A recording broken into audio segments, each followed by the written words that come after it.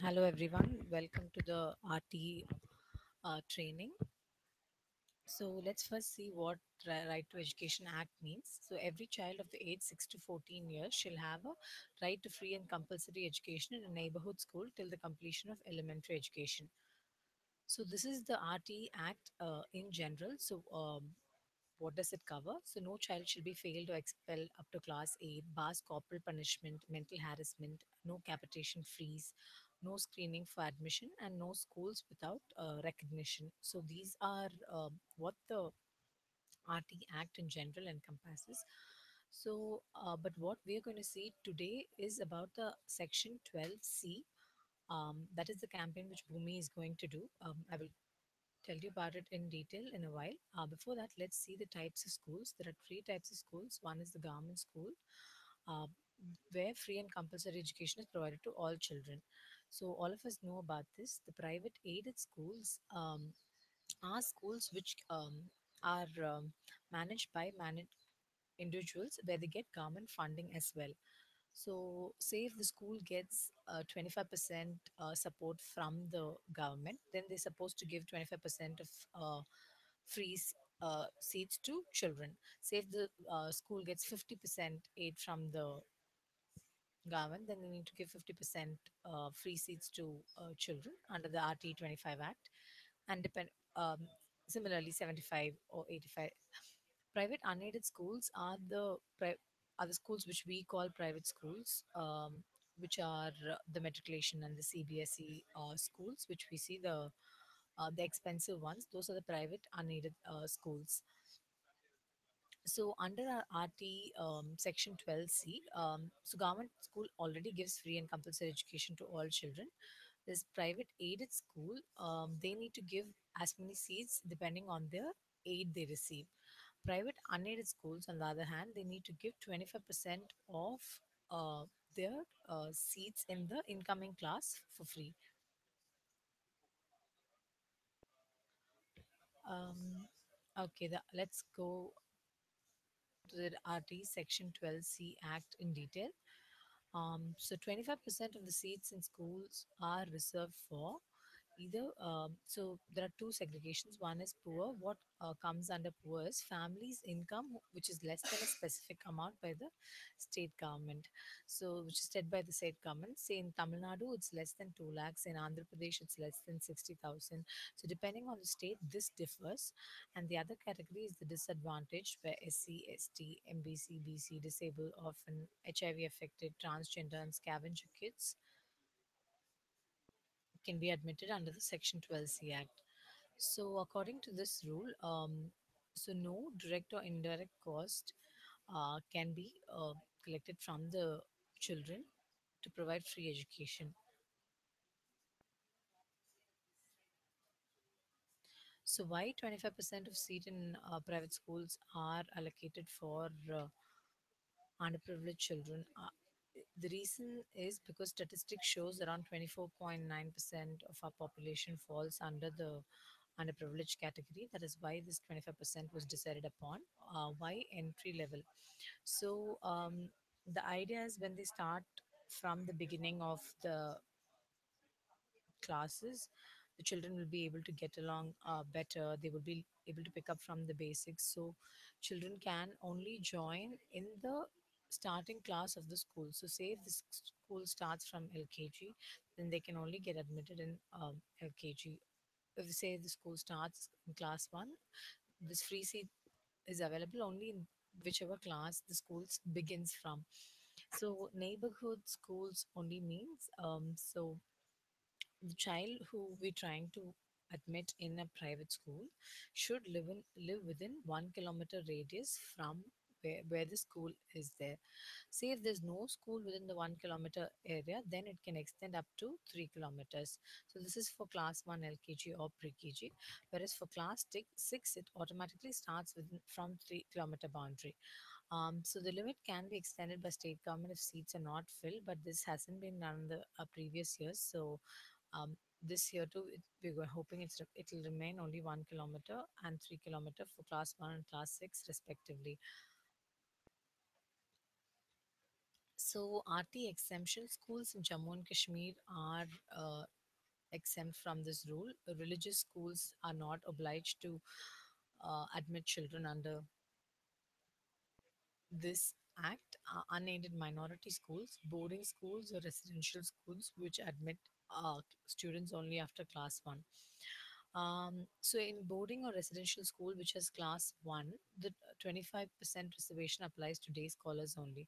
So what this means is in some boarding schools they have both the day scholar system and the boarding system. In this, so the total number allocated for the day scholars, it'll be 25% of that number which has been allocated. Admission. What is the admission procedure? What are the documents which we need to admit a child under the RT Act? Is application forms which are available online. So there is a generic form which is available, which is given by the government of India, which can be used across the country. But unfortunately, not all schools accept this. So, depending on the school, if they follow the government form or not, then the birth certificate of the child, community certificate, income certificate, address proof. It can be a ration card, government ID, any government Aadhaar card, or anything which has an address on it, election ID. So most parents tend to have the birth certificate. A community certificate and an income certificate can be obtained from the local Tashaldar's office. The parents can go make a request for one, and they have to fill out a form and give it at the local taluk office or the Tashildar office, and they get it within 3 days' time. So address proof should be of the home address where they live in, and that should be within the 1 kilometer or 3 kilometer radius of the school. So, what can we do for the we as individuals can do for the RT awareness campaign is um, choose an area where you want to campaign, or a coordinator lead the drive in your area, volunteer in the community, work from home telecalling, or help filling forms. I will explain this to you in detail. So, first thing is you can go spread the message in an slum area or an underprivileged area within your locality or nearby, or you can lead the drive in that area. So people have registered from different parts of the country. So we can group people for you, and then you can lead the team.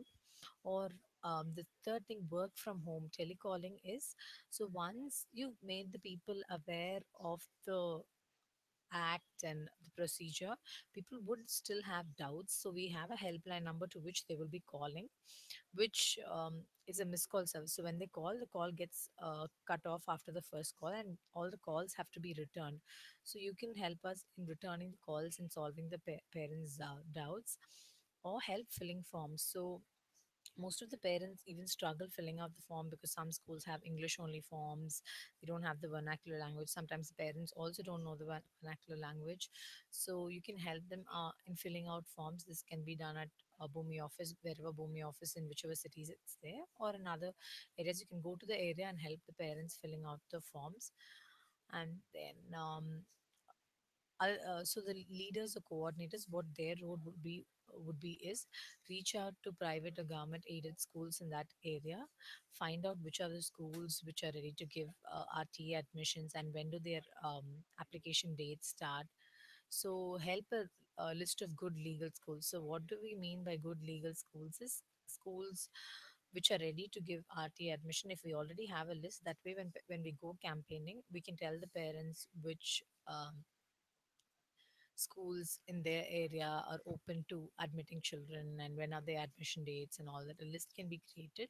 You can contact your own school where you are an alumni now, so that way the response to you is better. I mean, you get better access than somebody a new person walking into the school. Coordinate with volunteers in your area, so you can delegate roles to the volunteers. So one of them can take care of the schools, one of them can go to the community, one of them can help in filling out forms. So you can be the leader who will be delegating this work and coordinating the whole process, and calls and form filling, like we've mentioned before, if you have the time. So So when you go into the community, what you'll have to do is distribute pamphlets on RT in the community. So RT pamphlets will be provided by Bhumi.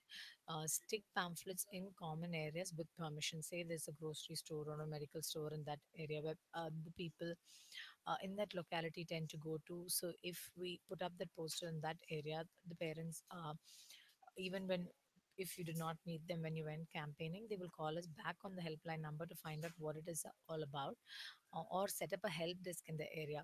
So one thing which we've seen from our previous campaigns which help is every day in the evening, say 4 to 6, something, a group of you all can get along and go.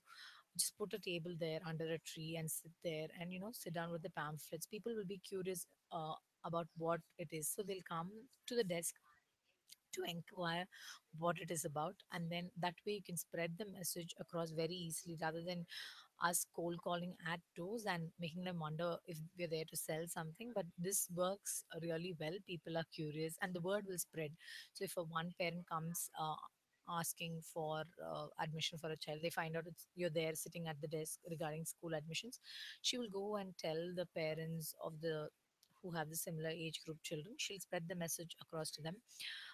Capitalize on your contacts. Say if your domestic help or a driver lives in a certain underprivileged area, then for you to get access to that area would be better, because your maid would say, okay, I know this person, he's legit, whatever he's saying is true, he's genuinely here to help us.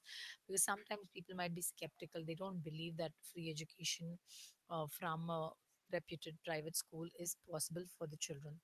So again, calls and form filling can also be a part of what you'd like to do, and the coordinator of that area will contact you or WhatsApp you.